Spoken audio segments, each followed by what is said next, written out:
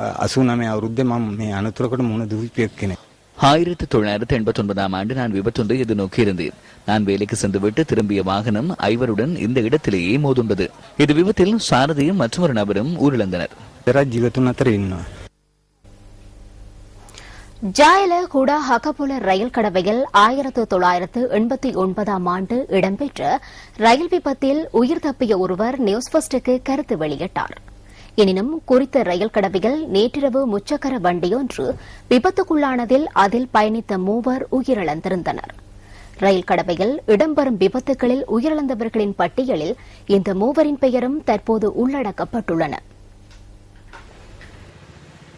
சில வேளைகளில் அமைதியாக காட்சியளிக்கும் குடாஹகபுல ரயில் கடவை பல சந்தர்ப்பங்களில் உயிர்களை காவு கொள்ளும் சமர்க்களமாகவும் மாறிவிடுகிறது. பொசன் பூரணை தினத்தை முன்னிட்டு நேற்றிரவு இந்த இடத்தில் அன்னதான நிகழ்வு ஒன்று ஏற்பாடு செய்யப்பட்டிருந்தது. இந்த ரயில் கடவையின் இரு மருங்கிலும் உள்ள சமிக்ஞை கட்டமைப்பு வழமை போன்றே நேற்றும் இயங்கியதாக பிரதேசவாசிகள் தெரிவிக்கின்றனர். கொட்டுக்கொடுவை வசிப்பிடமாக கொண்ட ஒரே குடும்பத்தை சேர்ந்த நால்வர் முச்சக்கர வண்டி ஒன்றில் குறித்த ரயில் கடவைக்கு அண்மையில் பயணித்துள்ளனர். அடுத்த நாள் பயணிக்க உள்ள ரயில் பெட்டிகளை இழுத்து செல்வதற்கான ரயில் எஞ்சினை இவ்வாறு சென்றது.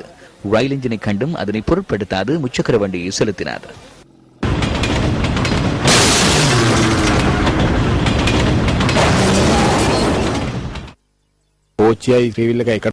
ரயிலும் முச்சக்கர வண்டியும் ஒன்றாக நொறுங்கியிருந்தன. ரயில் எஞ்சினை பின்புறமாக செலுத்தி முச்சக்கர வண்டியை பயணிகள் மேடையில் வைத்தோம். அப்போது ஒருவர் உயிருடன் இருந்தார். ஜாயல குடாஹகபுல பிரதேசத்துக்கு நாம் வருகை தந்துள்ளோம். நேற்றிரவு இப்பிரதேசத்தில் ரயில் இயந்திரம் ஒன்றுடன் முச்சக்கர வண்டி ஒன்று மோதுண்டு மூவர் உயிரிழந்திருந்தனர். சுமார் 30 மீட்டர் தொலைவில் மோதுண்ட முச்சக்கர வண்டி இவ்விடம் வரை வீசுண்டு வீழ்ந்துள்ளதாக தெரிவிக்கப்படுகின்றது. இந்த விபத்தில் முச்சக்கர வண்டியில் பயணித்த தாய், தந்தை மற்றும் மகள் ஆகியோர் உயிரிழந்திருந்தனர். முச்சக்கர வண்டியின் சாரதியான 42 வயது மதிக்கத்தக்க பிரதீப் பிரசன்ன, 40 வயதான அவரது மனைவி விஜிதா பெரேரா மற்றும் அவர்களது மகளான 14 வயதான பிரசாதினி பெர்னாண்டோ ஆகியோர் இந்த விபத்தில் உயிரிழந்திருந்தனர். இந்த விபத்தில் காயமடைந்த 7 வயதான மகள் வைத்தியசாலையில் சிகிச்சை பெற்று வருகிறார்.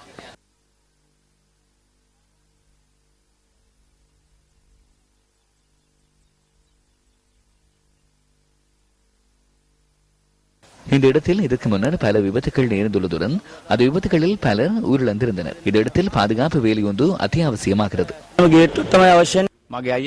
எனது அண்ணனும் எனது மாமாவின் மகனும் கடந்த 12 வருடங்களுக்கு முன்னர் உயிரிழந்திருந்தனர். அது எமக்கு கவலை அளிக்கிறது. இந்த இடத்துக்கு பாதுகாப்பு வேலி ஒன்றை பெற்றுத் தருமாறே நாம் கோரிக்கை விடுக்கிறோம்.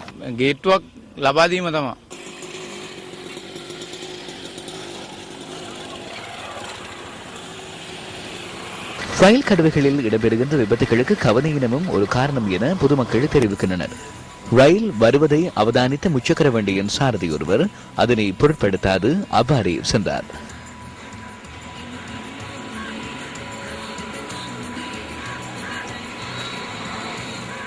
கனிமுல்ல பிரதேசத்தில் உள்ள பாதுகாப்பற்ற ரயில் கடவையை மக்கள் கடந்து செல்லும் காட்சி இது. அதிக உயிரிழப்புகளை தோற்றுவித்த ரயில் விபத்து 2005 ஆண்டு யங்கல் மோதர பகுதியில் இடம்பெற்றது.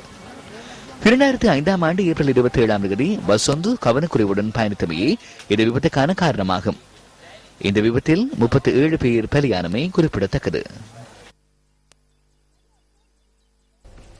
வாகன இறக்குமதி மற்றும் மீள் ஏற்றுமதி நடவடிக்கைகள் நாளை முதல் ஹம்பாந்தோட்டை துறைமுகத்தின் ஊடாக நடைபெற உள்ளதாக இலங்கை துறைமுக அதிகார சபை தெரிவிக்கின்றது.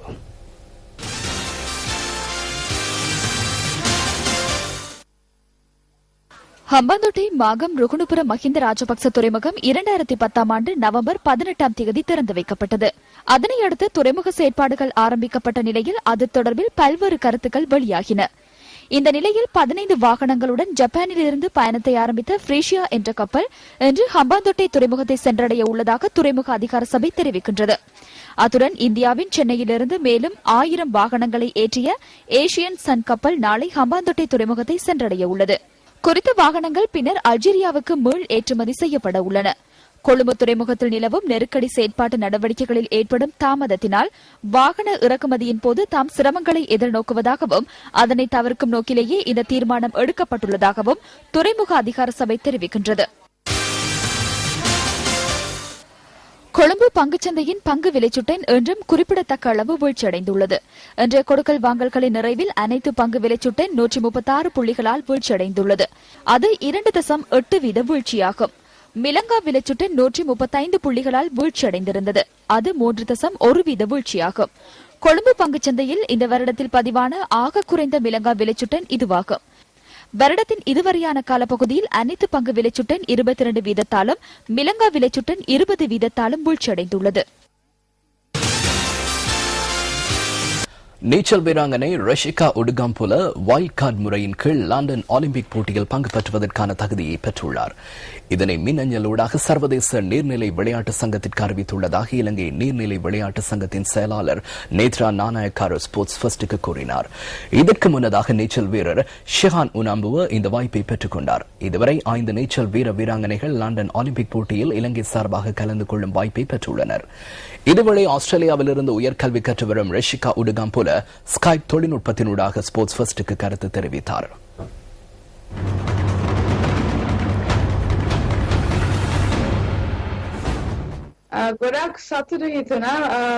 எனக்கு மிகவும் மகிழ்ச்சியாக இருக்கின்றது. இது எவருக்கும் கிடைக்காத ஒரு சந்தர்ப்பமாகும். திறமையை வெளிப்படுத்துவதற்காக கிடைத்த சிறந்த ஒரு சந்தர்ப்பமாகும். இலங்கை சார்பில் மேற்கொள்ளக்கூடிய அனைத்தையும் செய்வதற்கு எதிர்பார்த்துள்ளேன். அந்த மின்னஞ்சல் தகவலில் அவர்கள் ஹேஷனின் பெயரை மட்டுமே குறிப்பிட்டிருந்தார்கள். எனது தரப்படுத்தலை பார்த்ததன் பின்னர் அவர்கள் என்னை பற்றி கவனம் செலுத்தியுள்ளனர். பல்கலைக்கழக தகைமையை கொண்டவர்களுக்கே இந்த வாய்ப்பு வழங்கப்படுகின்றது. இதன் மூலம் தலா 75 பெண்களையும் ஆண்களையும் இவர்கள் தெரிவு செய்கின்றனர். நான் அந்த 75 பேரில் அடங்குகின்றமையினால் அவர்கள் எனது பெயரையும் பரிந்துரை செய்துள்ளனர்.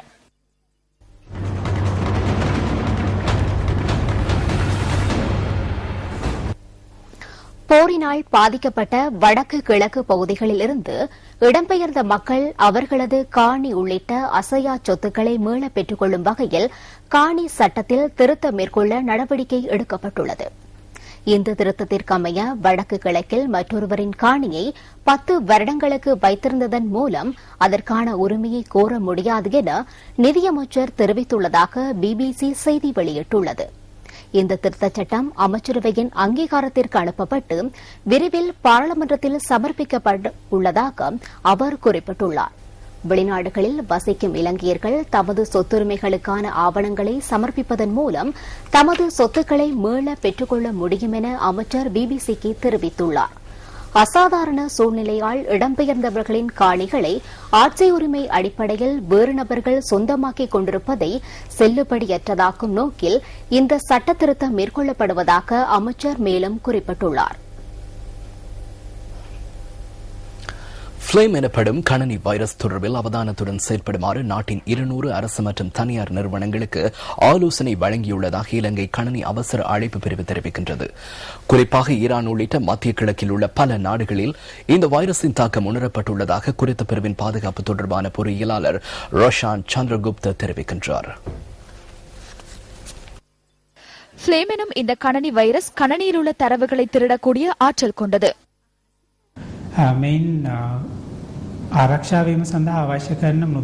இதிலிருந்து பாதுகாப்பு பெறுவதற்கான மென்பொருள் ஒன்றை ஈரானிய சட் நிறுவனம் முன்வைத்துள்ளது. தற்போது அந்த இணையதளம் மூலம் அதனை பெற்றுக் கொள்ள முடியும். இதனை தவிர இலங்கையில் இது தொடர்பில் எவ்வித பதிவுகளும் கிடைக்கவில்லை. இந்த வைரஸ் தொடர்பில் அவதானமாக செயல்படுமாறு இலங்கையில் உள்ள முன்னணி அரசு மற்றும் தனியார் நிறுவனங்களை நாம் தெளிவுபடுத்தியுள்ளோம்.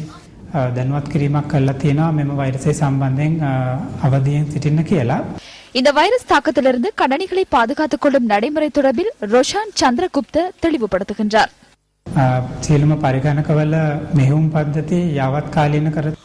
அனைத்து கணினிகளையும் அப்டேட் செய்து ஆன்டிவைரஸ் மென்பொருளை அப்டேட் செய்வதன் மூலம் இந்த வைரஸ் தாக்கத்தில் இருந்து பாதுகாப்பு பெற முடியும். ஃபிளேம் கணனி வைரஸ் தொடர்பிலான தகவல்களை அறிந்து கொள்வதற்கு இலங்கை கணனி அவசர அழைப்பு பிரிவின் www.cert.gov.lk என்ற இணையதளத்துக்குள் பிரவேசிக்க முடியும். பதில் அதிபர்களை நிரந்தரமாக்குவது தொடர்பில் ஐக்கிய தேசிய கட்சியின் பாராளுமன்ற உறுப்பினர் ரோசி சேரநாயக்க பாராளுமன்றத்தில் இன்று கேள்வி எழுப்பினார். 2009 நவம்பர் 13ஆம் தேதியன்று 10 அதிபர்களை இலங்கை அதிபர் சபையின் 2 மற்றும் 3ஆம் தரத்தின் வெற்றிடங்களுக்கு ஏற்ப நியமித்துக் கொள்வதற்கான அமைச்சரவை பத்திரம் வெளியிடப்பட்டது. இரண்டின் 2ஆம் தரம் மற்றும் 3ஆம் தரத்துக்கு தகைமையான அதிபர் தரங்களுக்கு பதவி உயர்வு பெற்றவர்கள் இந்த 10 அதிபர்களுள் உள்ளனரா என்றே நான் கேட்கின்றேன். முழு தொகையில் தகுதி பெற்றவர்கள் 2118 பேர் உள்ளனர். தகுதியற்ற போதிலும் அரசியல் தலையீடு மூலம் வந்தவர்கள் உள்ளனரா? சபாநாயகர் அவர்களே, அரசியல் தலையீட்டில் எவருக்கும் நியமனங்கள் வழங்கவில்லை. 3 வருடங்களாக 10 அதிபராக செயற்படுவாராக இருந்தால் இவர்களை நிரந்தரமாக்குவதில் உள்ள தடை என்ன? உங்களது புலம்பலே காரணம், வேறு எதுவும் இல்லை. எதிர்க்கட்சியின் புலம்பல்.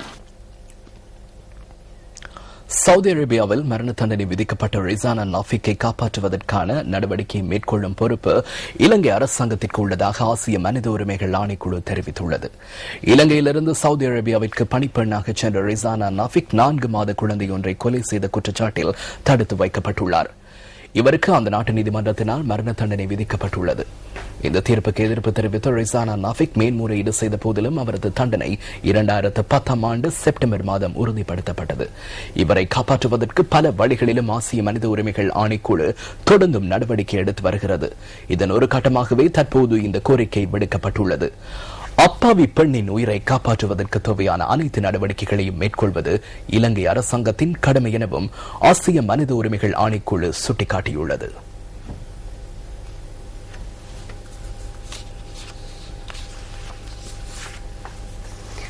கல்கமுவ நகரில் நடைபெற்று வரும் மெத்சரணி பொசன் வலயத்தின் 2ஆம் நாள் இன்றாகும்.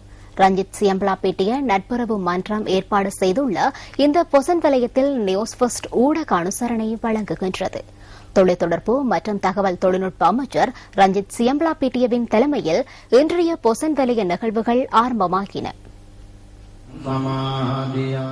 கேகாலை மாவட்டத்தில் உள்ள அரசு மற்றும் தனியார் துறையினரின் பங்கு பற்றுதலுடன் நடைபெற்று வரும் மெத்சரணி பொசன் வலயம் நேற்று மாலை திறந்து வைக்கப்பட்டது.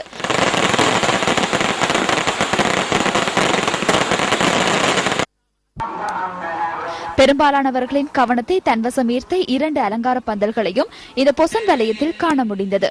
அத்துடன் குறித்த பகுதியில் உள்ள பாடசாலை மாணவர்களின் படைப்பு திறனை ஊக்குவிக்கும் நோக்கில் பொசன் வலயத்தில் வெளிச்சக்கூடு போட்டியும் நடத்தப்பட்டு வருகின்றது. கீழ்பிரிவு, மத்திய பிரிவு, மேற்பிரிவு ஆகிய 3 பிரிவுகளில் மெத்சரணி பொசன் வலயத்தில் நடைபெற்ற பேச்சு மற்றும் பக்தி பாடல் போட்டிகளில் வெற்றி பெற்றவர்களுக்கான சான்றிதழ்களும் நேற்று வழங்கப்பட்டன.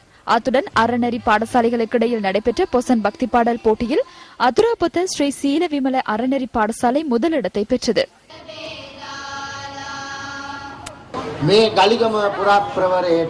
கலிகமோ நகருக்கு சக்தியை வழங்கிய சிரச நியூஸ் ஃபர்ஸ்ட் நிறுவனத்திற்கு நாம் நமது கௌரவத்தை தெரிவித்துக் கொள்கிறோம். இவ்வாறான செயற்திட்டங்களை எதிர்காலத்தில் முன்னெடுப்பதற்கான சக்தி நமக்கு கிடைக்க வேண்டும் என நாம் பிரார்த்திக்கிறோம். மெத்சரணி பொசன் வலயத்தை பார்வையிட வரும் பக்தர்களின் நலன் கருதி இதன்போது அன்னதானமும் வழங்கப்பட்டு வருகின்றது. பொசன் பௌர்ணமியை தொனிப்பொருளாக கொண்டு 15 வயதுக்குட்பட்ட சிறுவர்களுக்கான சித்திர போட்டி இன்று காலை முதல் கலிகமுவ கனிஷ்ட வித்யாலயத்தில் நடைபெற்றது. இந்த சித்திர போட்டியில் கலந்து கொண்ட மாணவர்கள் அனைவருக்கும் சான்றிதழ்களும் வழங்கப்பட்டன. இன்றைய பத்திரிகைகளில் வெளியான கேலி சித்திரங்களில் இருந்து நாம் தெரிவு செய்த கேலி சித்திரம் அடுத்து.